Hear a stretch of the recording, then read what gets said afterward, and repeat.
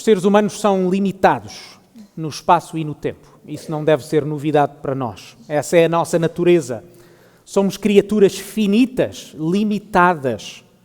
A nós cabe-nos ocupar um pequeno espaço durante um pequeno período de tempo na nossa vida nesta terra. E por isso mesmo nós também somos filhos da nossa cultura. Nós vivemos em Portugal no ano 2025. A língua que falamos, a forma como nos vestimos, as normas sociais são particulares a cada cultura. E nós não somos imunes à cultura à nossa volta. A cultura influencia-nos. Esse facto não é mau em si mesmo, porque Deus criou-nos como seres sociais e os nossos relacionamentos são parte da forma como nós somos moldados. O problema é que nós vivemos num mundo imperfeito, num mundo que é cheio de pecado. E num mundo onde o pecado reina, produz obviamente uma mundividência distorcida. De particular relevância para o tema da pregação de hoje, nós vivemos numa cultura individualista, onde as pessoas são exortadas a buscarem a sua própria identidade, a expressarem a sua individualidade, a não desistirem dos seus sonhos e, claro, a colocarem a sua felicidade individual acima de qualquer outra coisa. O importante é que sejas feliz, parece ser um mantra sempre presente. O importante é que sejas feliz. Não é por isso de estranhar que, para uma pessoa individualista e autocentrada, a pior ofensa é a imposição de limites. Passou a ser comum considerar que qualquer limite ou proibição é um ataque à liberdade ou até mesmo à identidade e direito de ser feliz, de se expressar livremente. É claro, notem, ninguém quer levar esta ideologia à sua consequência lógica. Ninguém deseja permitir que um psicopata exerça livremente os seus sonhos, nem ninguém deseja que um pedófilo seja livre para expressar livremente os seus desejos. Mas quando toca a questões de identidade de género, entramos num terreno minado. Mas notem que este não é um assunto apenas da nossa sociedade. No contexto da Igreja, o que significa ser homem e mulher é algo que está longe de ser compreendido. Falar sobre homens e mulheres, em particular sobre funções que competem a homens e mulheres na família e na Igreja, talvez seja o assunto mais debatido nos dias de hoje no contexto da Igreja. Ironicamente, este é um dos assuntos que a Bíblia fala de forma mais clara e que historicamente a Igreja tenha tido o maior consenso. A definição do que significa ser homem e mulher e das suas implicações nas funções que cada um deve desempenhar, talvez seja hoje o que determina, e ouçam estas palavras com graça, mas com seriedade, mas talvez este assunto seja o assunto que determina hoje se nos submetemos a Deus e à sua palavra ou aos padrões da nossa cultura. Por isso, embora seja um assunto muito sensível, é essencial que falemos sobre ele, de forma clara e firme, porque o que está em causa é o próprio Evangelho. E por isso convido-vos a abrirem as vossas Bíblias, na primeira carta a Timóteo, no capítulo 2, que está na página 1130. De forma errada está nos boletins a página 1152, mas é a página 1130. Paulo está a falar a Timóteo, um discípulo na fé. Ele chama o filho na fé. Timóteo era pastor de uma igreja na cidade de Éfeso. E a certa altura, vejam capítulo 2, ler dos versículos 1 a 15, embora vamos nos focar nos versículos 9 a 15, vamos ler os versículos 1 a 15 por uma questão de contexto. Diz-nos assim a palavra de Deus. Admoeste, pois, antes de tudo, que se façam deprecações, orações, intercessões e ações de graças por todos os homens, pelos reis e por todos os que estão em iminência, para que tenhamos uma vida quieta e sossegada em toda a piedade e honestidade. Porque isso é bom e agradável diante de Deus, nosso Salvador, que quer que todos os homens se salvem e venham ao conhecimento da verdade. Porque há um só Deus e um só mediador entre Deus e os homens, Jesus Cristo, homem, o qual se deu a si mesmo em preço de redenção por todos, para servir de testemunho a seu tempo. Para o que digo a verdade em Cristo, não minto, fui constituído pregador e apóstolo e doutor dos gentios na fé e na verdade. Quero, pois, que os homens orem em todo lugar, levantando mãos santas sem ira nem contenda. Que do mesmo modo as mulheres se ataviem em traje honesto, com pudor e modéstia, não com tranças ou com ouro ou pérolas ou vestidos preciosos, mas como convém a mulheres que fazem profissão de servir a Deus, com boas obras. A mulher aprende em silêncio, com toda a sujeição. Não permite, porém, que a mulher ensine nem use de autoridade sobre o homem, mas que esteja em silêncio. Porque primeiro foi formado Adão, depois Eva. E Adão não foi enganado, mas a mulher, sendo enganada, caiu em transgressão. Salvar-se-á, porém, dando à luz filhos, se permanecer com modéstia na fé, no amor e na santificação. John Stott afirmou acerca destes versículos: estes são provavelmente os versículos mais controversos das cartas pastorais. Thomas Schreiner escreveu acerca deste texto que o papel das mulheres na Igreja é a questão mais controversa e sensível no seio do evangelicalismo atual. Kostenberger afirmou que o debate sobre o papel das mulheres na Igreja está mais aceso do que nunca. É com este desconforto que eu desejo começar hoje este sermão, porque quando reconhecemos esse desconforto, estamos todos na mesma posição. Mas agora notem que, apesar da controvérsia, as instruções, notem, os mandamentos que nós lemos neste texto, são tão simples que uma criança pode entender. As razões não necessariamente, mas as instruções sim.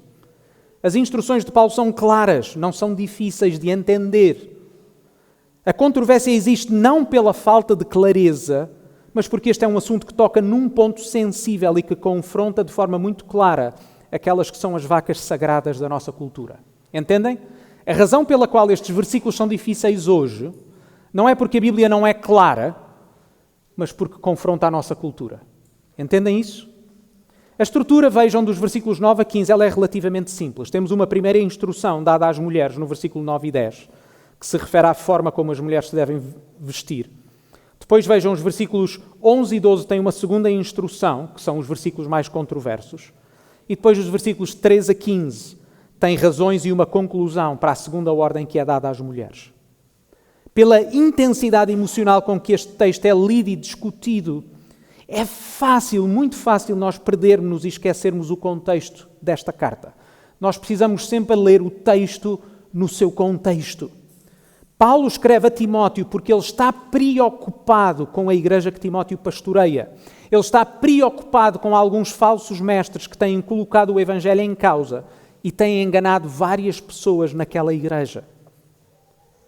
A solução que Paulo dá a Timóteo é, vejam no capítulo 3, saltem um pouco para o capítulo 3, vejam os versículos 14 e 15.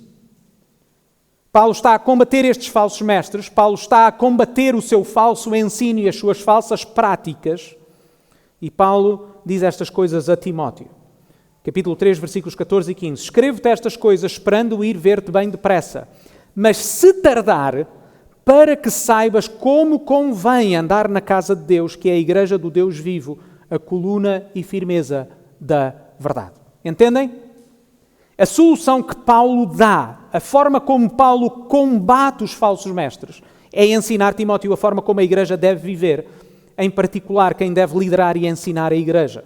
Podem ver logo a seguir aos versículos de hoje, dos versículos 9 a 15, logo que saltam para o primeiro versículo do capítulo 3, Paulo vai começar a dar instruções acerca das qualificações para alguém que aspira a ser pastor, ou seja, para alguém que vai assumir a responsabilidade de ensinar e liderar a igreja.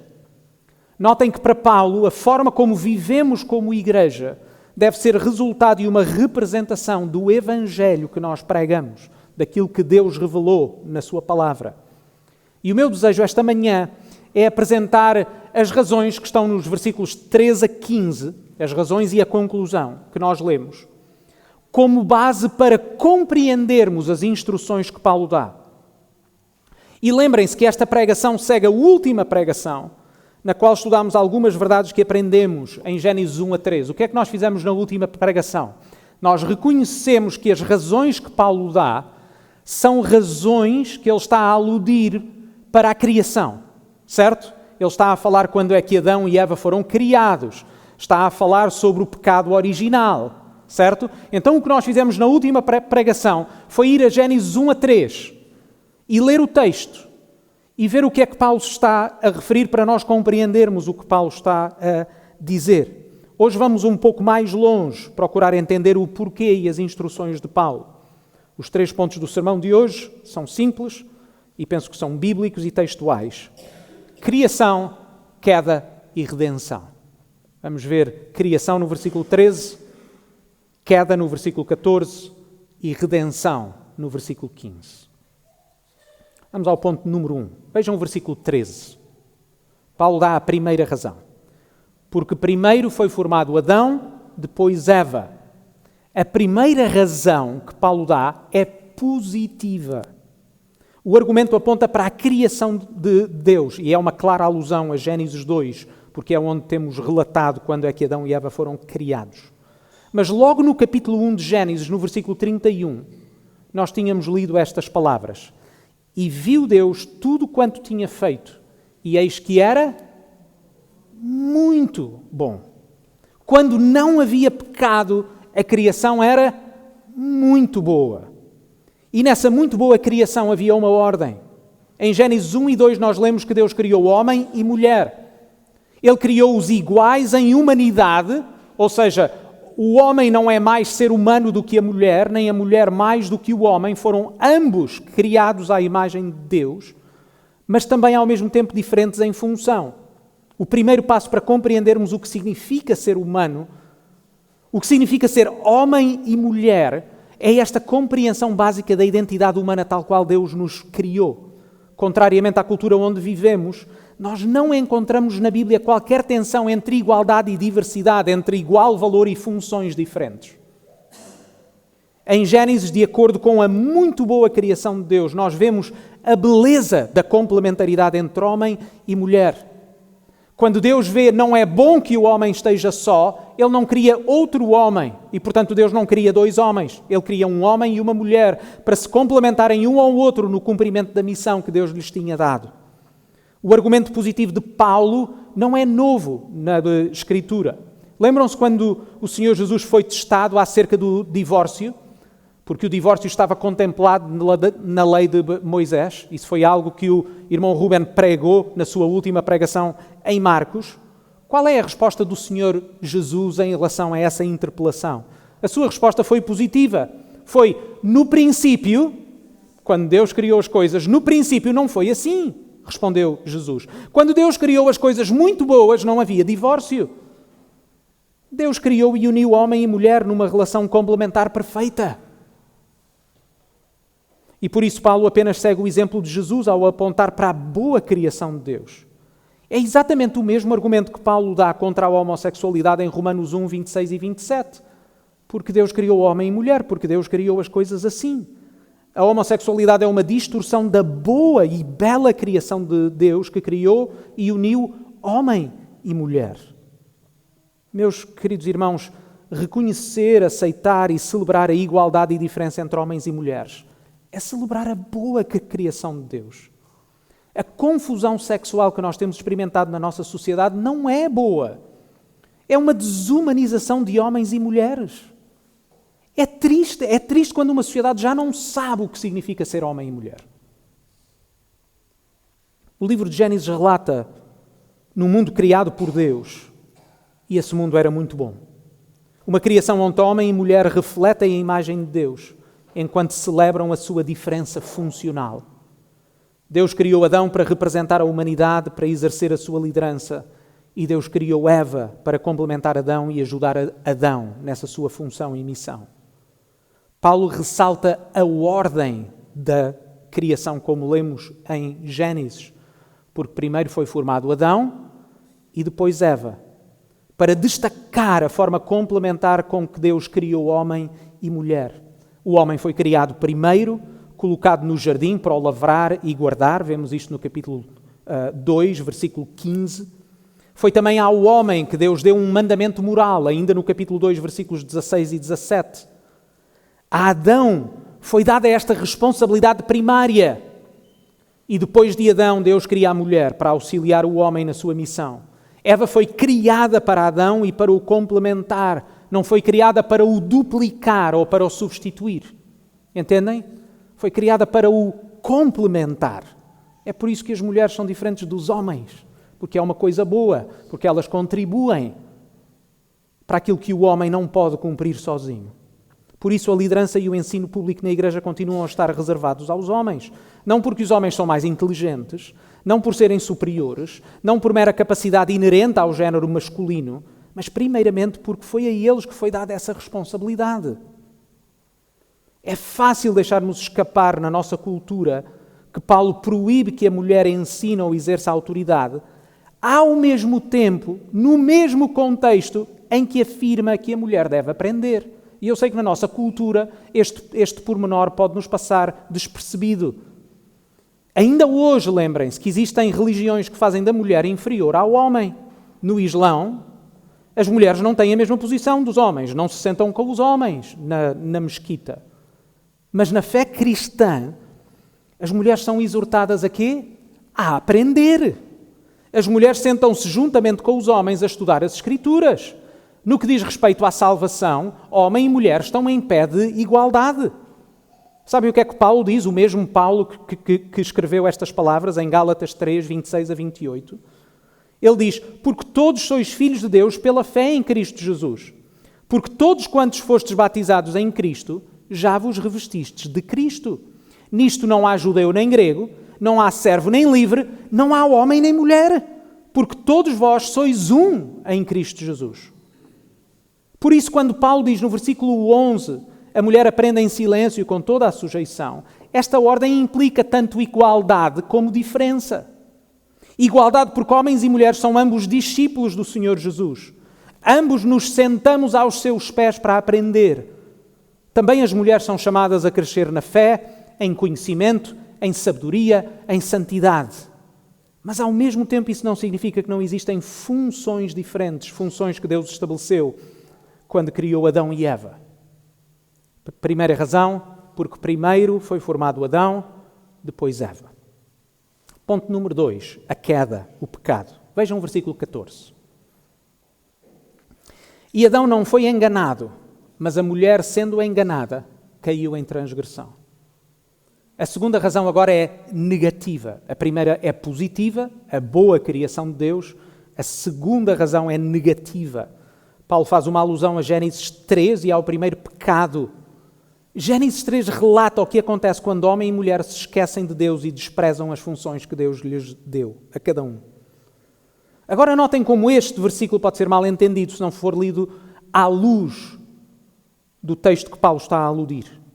Notem, o que Paulo não está a dizer é que o primeiro pecado aconteceu porque a mulher era mais fraca do que o homem, ou porque a mulher não tinha habilidade intelectual. Não é isso que Paulo diz. De acordo com Gênesis 3, o pecado foi resultado da inversão de funções entre homem e mulher. Notámos isto na última pregação. A astúcia da serpente deu-se quando ela se dirige a Eva e não a Adão. Lembram-se? Deus cria Adão, coloca Adão no jardim para o lavrar e guardar e dá um mandamento moral a Adão. De todas as árvores do jardim és livre de poder comer, mas daquela árvore não comereis. Certo? Quando a serpente vem ao jardim, a quem é que a serpente se dirige? A Adão? Não. Aquela serpente astuta dirige-se à mulher. Mas quando Deus vem ao jardim confrontar Adão e Eva, eles estão juntos. A quem é que Deus fala primeiro? A quem é que Deus pede em primeiro lugar a responsabilidade? Veem, não é por uma questão de capacidade, é por uma questão de função. E, portanto, não podemos confundir as duas coisas. A mulher foi enganada antes de mais por ter aceitado desempenhar uma função que não lhe tinha sido atribuída por Deus. Entendem? E por isso a proibição das mulheres de ensinar não é uma questão de habilidade ou de capacidade. Meus caros irmãos, que isto fique muito claro. As mulheres têm a mesma capacidade intelectual, as nossas universidades estão cheias de mulheres. As mulheres têm provado ao longo da história e entre nós serem altamente capacitadas. Não é uma questão de habilidade ou capacidade. É uma questão de função e representação. Pelo exemplo de Eva, nós aprendemos pela negativa que a possibilidade ou a capacidade para fazermos alguma coisa não é suficiente para determinar se nós devemos ou não tomar uma determinada ação. Deixem-me dar um exemplo, espero que não seja muito ridículo, mas imaginem, e talvez estejamos muito perto de não ter de imaginar, mas imaginem que a tecnologia se desenvolve ao ponto de permitir aos homens darem à luz. Essa possibilidade e capacidade não pode vir a determinar as nossas opções. Aos homens não foi dada a função de conceber e dar à luz. Este é um privilégio que foi dado exclusivamente às mulheres. Nós devemos agir de acordo com o que é certo, de acordo com a forma com que Deus nos criou. O esposo deve comportar-se como um homem, uma mulher deve comportar-se como uma mulher. O esposo e a esposa, o pai e a mãe, são funções insubstituíveis, mas também intransmissíveis. Ao mesmo tempo, notem que também não podemos exacerbar as diferenças entre homens e mulheres. A proibição de Paulo, notem, ela é muito específica. Ele proíbe ensinar e exercer autoridade sobre o homem. Talvez em algumas das vossas traduções diga marido, mas a tradução correta é claramente homem, e podem ver isso pelo contexto. A palavra, de facto, no original é ambígua, mas penso que a maioria das novas traduções já coloca o homem. Notem, estas são funções específicas dadas aos homens pela sua responsabilidade de liderar as suas famílias e a Igreja. Mas estas limitações aplicam-se à vida da Igreja e ao ensino público. Notem, nós não estamos a dizer, porque a palavra de Deus não diz que os homens na Igreja têm autoridade sobre as mulheres. Esse é número 1. Certo? Isto é extremamente importante. Homens e mulheres encontram-se em pé de igualdade como membros da mesma categoria na Igreja. Homens e mulheres são chamados a uma série de mandamentos que são recíprocos, de amar uns aos outros, de ensinar uns aos outros, de admoestar-nos uns aos outros, de nos perdoarmos uns aos outros. Paulo está a falar do ensino público e da liderança da Igreja. E refere-se, obviamente, à liderança que depois ele vai falar um pouco mais à frente de pastores. Portanto, não são sequer todos os homens que ensinam e exercem autoridade na Igreja. Notem como o Novo Testamento está cheio de exortações de serviço dentro da Igreja, na qual tanto homens e mulheres são chamados a servir. E, portanto, aos homens é dada uma responsabilidade que eles devem exercer com temor. Já pensaram alguma vez, enquanto falamos sobre estas questões, que a culpa pelo pecado e pela morte terem entrado neste mundo é colocada sobre Adão e não sobre Eva? Alguma vez já pensaram nisso? O mesmo apóstolo Paulo, que diz que não permite que a mulher ensine ou exerça a autoridade, é o mesmo apóstolo Paulo que, de uma forma clara, coloca a culpa em Adão e não em Eva para a entrada do pecado no mundo. Ele escreve em Romanos 5,12: pelo que, como por um homem, e aqui refere-se ao homem, entrou o pecado no mundo e pelo pecado a morte, assim também a morte passou a todos os homens. Porquê é que Paulo não diz que o pecado entrou no mundo através de Eva? No final das contas, na narrativa de Gênesis, não foi Eva a pecar primeiro e depois Adão? Aceitem aqui uma pequena provocação, mas aceitem com seriedade, uma provocação em tom de ironia.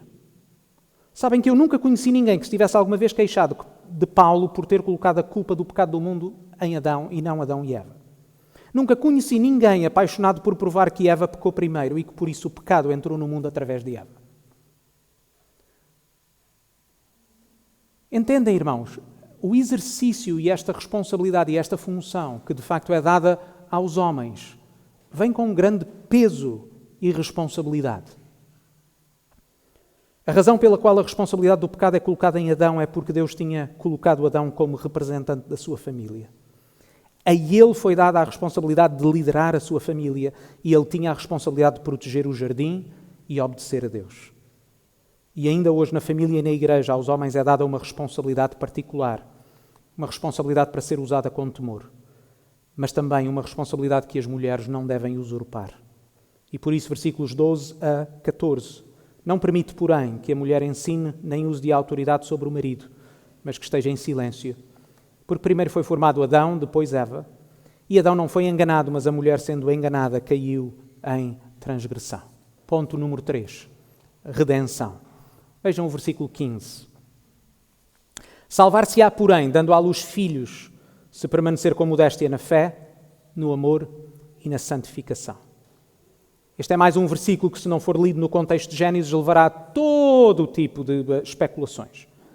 Notem que é impossível que o facto de uma mulher dar à luz lhe confira salvação. Não existe qualquer base bíblica para o afirmar. Não é isso que Paulo quer dizer. Mas, como mencionámos acima, o ato de dar à luz é um privilégio exclusivamente feminino. Notem como as consequências do pecado na dor de dar à luz, as consequências do pecado na esterilidade, ou até mesmo nas escolhas de celibato, não retiram o facto de que apenas mulheres podem dar à luz. Esse é um privilégio dado à mulher, uma responsabilidade dada à mulher. Às mulheres é dado o privilégio único de ser mãe. Na nossa pequena igreja, 5 mulheres conceberam recentemente. Estas mulheres tiveram a experiência única de conceber no seu ventre, de terem oferecido o seu próprio corpo para ser um local adequado para que outro ser humano se desenvolvesse em segurança, com todos os nutrientes necessários. Pensem nesta maravilha. Existe um ser humano que não apenas é concebido, mas se desenvolve no ventre de uma mulher. Este é um privilégio. O bebê e a sua mãe estão ligados de forma umbilical, de uma forma que nós homens nunca saberemos o que é. Nem nunca poderemos contribuir para a vida de um dos nossos filhos como as nossas mulheres contribuíram. As mães são únicas e insubstituíveis. Deixem-me perguntar, não é paradigmático de um mundo em pecado que as mulheres que decidem dedicar-se à sua família, que as mulheres que decidem dedicar-se ao serviço da sua casa e à educação dos seus filhos sejam menosprezadas e inferiorizadas como se estivessem dedicadas a algo inferior? Não é triste que os filhos passem a ser vistos por um casal e pela mulher como um empecilho na sua vida, em vez de uma grande alegria? Não é um aborto completamente desumano, onde a mãe, em vez de protetora, torna-se o carrasco do seu próprio filho? Meus irmãos, nesta igreja nós queremos valorizar o papel da mulher como Deus a criou. Nós queremos valorizar o papel da esposa e da mãe, não como uma função inferior, mas como um dom insubstituível na vida da família e da igreja. Nós queremos, independentemente, notem bem isto, independentemente das escolhas ou necessidades familiares no que diz respeito às carreiras profissionais do marido e da mulher, nós não estamos a dizer que todas as mulheres têm de ter a mesma opção ou que todas as famílias tomam a mesma opção no que diz respeito à educação dos seus filhos. Mas ainda assim nós queremos afirmar que o papel do homem e da mulher, do pai e da mãe são insubstituíveis, mas também intransmissíveis. O homem não pode ser mulher, nem um pai ser uma mãe. Nesta igreja nós queremos dizer às nossas mulheres que elas são livres para ser mulheres. Mas ainda mais nós queremos encorajar as nossas mulheres a serem mulheres tal como Deus as criou para ser. Há Joana, há Jerusa, há Sara, há Selma, há Morgana, que foram mães. Recentemente nós dizemos que a sociedade pode desprezar-te, que vais continuar a ter aqueles olhares condenatórios cada vez que disseres que tens dedicado a tua vida à tua família, ao teu marido e aos teus filhos. Mas quero que saibas que Deus valoriza a tua condição de mulher. Aquilo que tens oferecido à tua família pode passar despercebido a muitos, mas não passa despercebido a Deus. E não queremos que passe despercebido nesta igreja. Ao mesmo tempo, é preciso afirmar que a redenção da mulher é manifesta de forma visível, em que a mulher celebra o facto de ser mulher. De que a mulher não procura usurpar uma função que não lhe foi atribuída, seja na família, seja na igreja. Paulo fala de como a redenção que o Evangelho traz à vida de uma mulher deve transformar o seu comportamento. Vejam os versículos 9 e 10. Que do mesmo modo as mulheres se ataviem em traje honesto, com pudor e modéstia, não com tranças ou com ouro ou pérolas ou vestidos preciosos, mas como convém a mulheres que fazem profissão de servir a Deus, com boas obras. Entendem? Uma mulher redimida não chama a atenção a si própria. Não sobressai pela sua atração física ou pela sua sensualidade. Uma mulher cristã é modesta. Ela reveste-se e veste-se de boas obras. Uma mulher cristã deve ser testemunha, uma testemunha viva da transformação do Evangelho na sua vida. Uma mulher cristã procura apontar a sua vida para Cristo, para o Evangelho. Minha querida irmã, como tens procurado viver? A tua vida é marcada pela modéstia e pela santidade. A forma como te vestes e comportas chama mais a atenção para ti ou para o teu Salvador? Tens procurado ser um instrumento de Deus para a santificação dos outros ou, em vez disso, um instrumento para a tentação? Entendem, quando Paulo diz salvar-se-á, porém, dando à luz filhos, se permanecer com modéstia na fé, no amor e na santificação, ele aponta para a redenção na vida de uma mulher. Ele aponta para o ato de dar à luz, porque esse é um ato exclusivo de uma mulher, é a celebração de um ato exclusivo que é dado à mulher. E depois as outras características são características de um cristão renovado. É a fé, é o amor, é a santificação. Minha querida irmã, tu não és salva por teres filhos. Tu não és salva pelas tuas obras. A pergunta que deves fazer a ti própria é se a salvação que tens em Jesus é visível na forma como vives. Se essa redenção chegou à tua vida e ela é visível. A evidência de uma mulher que é salva é que ela abraça e celebra o facto de ser mulher, tal qual Deus a criou. Depois de tudo o que falamos, convido-os a abrir o boletim na página 6, mais uma vez. Abram os vossos boletins na página 6. Deixem-me ler de novo estes parágrafos, que espero que, depois da pregação anterior e desta pregação, tenha ficado mais claro que aquilo que afirmamos aqui não é reflexo da nossa cultura, não é reflexo das nossas opiniões, é reflexo daquilo que a Bíblia ensina. Para a nossa própria aprendizagem, tanto homens como mulheres.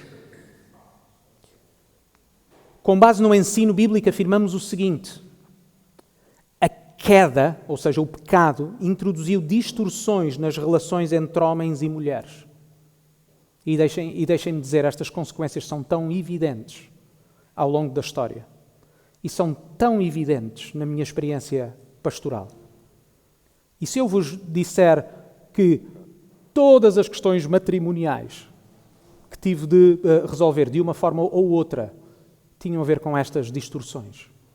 Notem, no lar, a liderança amorosa e humilde do marido tende a ser substituída por dominação ou passividade. Nunca conhecemos homens dominadores. Nunca conhecemos homens passivos. Não, esta infelizmente é uma característica do pecado manifesta no homem, especificamente no homem. Ou exerce domínio, ou por outro lado é passivo. Não sabe liderar de forma amorosa e humilde. Mas ao mesmo tempo a submissão inteligente e voluntária, notem estas duas qualificações, é que a submissão da mulher não é servil, ela é inteligente e ela é voluntária, ela não é obrigada. Ela não pode ser algo coercivo, é algo que a mulher dá de si própria, não é porque o marido impõe. A submissão inteligente e voluntária da esposa tende a ser substituída, infelizmente, por usurpação ou servilismo. Temos a história da humanidade retratada para nós. Agora vejam, na igreja o pecado inclina os homens a um amor mundano pelo poder. Nunca assistimos a homens a lutarem por um poder mundano. Ou então, algo que também nunca assistimos, a uma abdicação da responsabilidade espiritual. Homens, quantas vezes são as nossas mulheres que leem a Bíblia, que estudam a Bíblia, que oram em casa e são os pilares espirituais das nossas famílias? Quantas vezes?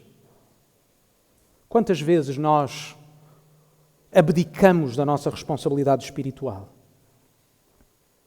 mas ao mesmo tempo inclina as mulheres a resistir às limitações dos seus papéis, ou então a negligenciar o uso dos seus dons em ministérios apropriados. A mulher não é passiva no seu serviço. A mulher não é passiva na sua submissão. Ela é ativa.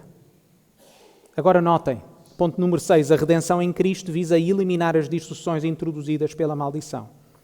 Na família, os maridos devem abandonar a liderança severa ou egoísta e crescer em amor e cuidado pelas suas esposas. E as esposas devem abandonar a resistência à autoridade dos seus maridos e crescer em submissão voluntária e alegre à liderança dos seus maridos. Na Igreja, a redenção em Cristo dá aos homens e às mulheres uma participação igual nas bênçãos da salvação. No entanto, alguns papéis de governo e de ensino dentro da Igreja são restritos aos homens. Queridos irmãos, que saibamos conhecer estas coisas, reconhecer que elas são boas e belas, reconhecer que elas são para o nosso bem e podermos juntos aprender a aplicá-las nas nossas vidas. Vamos orar. Pai do céu, nós agradecemos a Tua palavra e agradecemos também pelo Espírito Santo. O Espírito Santo que nos convence do pecado, da justiça e do juízo, mas também nos leva ao arrependimento e à fé. E é isso que nós pedimos neste momento, Pai. Que possas renovar, que possas redimir, que possas transformar os homens e mulheres da nossa Igreja, para podermos ser cada vez mais à imagem de homens e mulheres tal qual Tu nos criaste. Porque nós sabemos que isso é bom, belo e justo, sabemos ao mesmo tempo que é para o nosso bem e para a Tua glória.